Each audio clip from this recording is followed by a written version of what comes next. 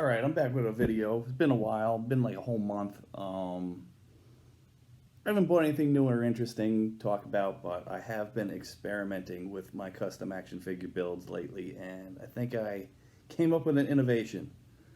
Um, Here is an old Batman figure I would love to make a copy of and make customs. I want to make like a Batman 89 out of this guy or something like that, but I don't have the heart, even though he's completely beat up, I don't have the heart to cut him apart and everything else in order to make molded pieces of him. I ain't got the heart to take an X-Acto knife, cut him in half, anything like that, boil, pop him, whatever you do. So I made a mold, a silicone mold of the whole Batman figure. His head pops off real easy. And I made the mold and I made him out of resin. But I want to make my figure articulated, so that is step number one. I take this figure, boom, and then I cut this one to pieces. And I made body parts. I got this, and now I need to make this articulated. How am I going to do that? So then, step number two, I made a mold of that piece. But we're not going to use this mold to make more molds of just this one piece because it's still one big solid chunk. I'm going to use this one half, this one half. We're going to use green stuff. And we're going to use it as a push mold. And we're going to make the front half of the torso. And like I did with my action figure bucks, I made little pegs. I had to make these, mold these pegs, and I put them in green stuff.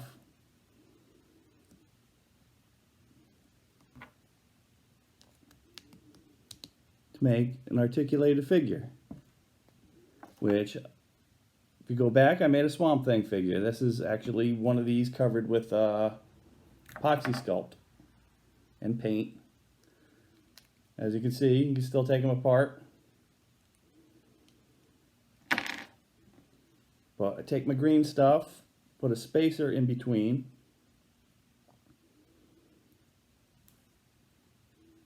and I take all my little pegs,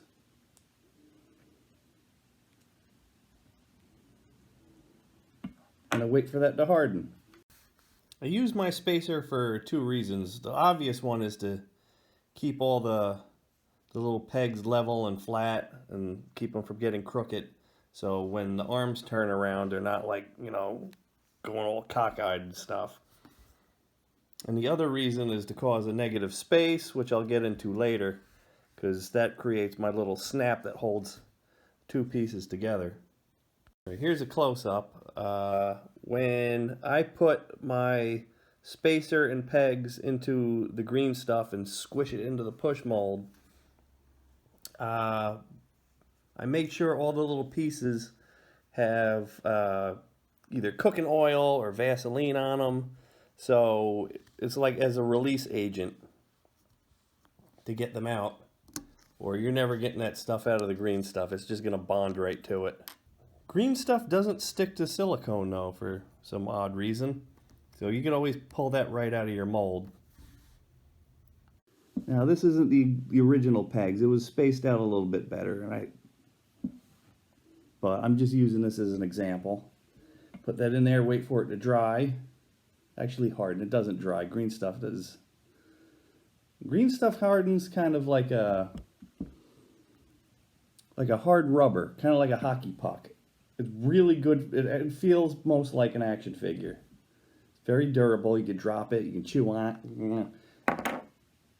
It's the most realistic toy kind of plastic, I would say. All right, once this is hardened, I take the spacer out, take all the little pegs out, and then I sand this flat. So it's going to give me good, nice seam lines on there. Put it back into the mold, put the pegs back in, leaving the negative space in there, put some green stuff into the other side, squeeze them together, wait for it to harden.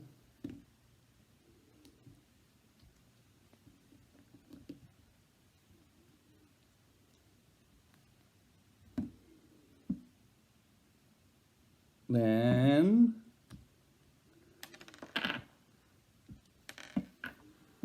I got two sides. Close up. Not pretty, but it is functional. Use those same pegs, because I still had the original figure I cut up, original resin figure. I had the extra body parts. Here's the arms with the pegs glued on.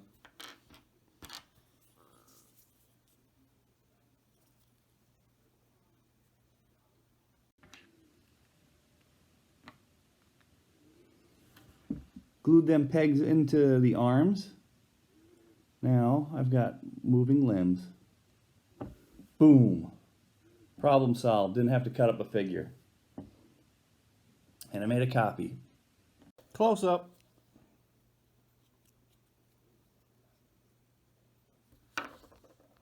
Now I just got to do the rest of the body.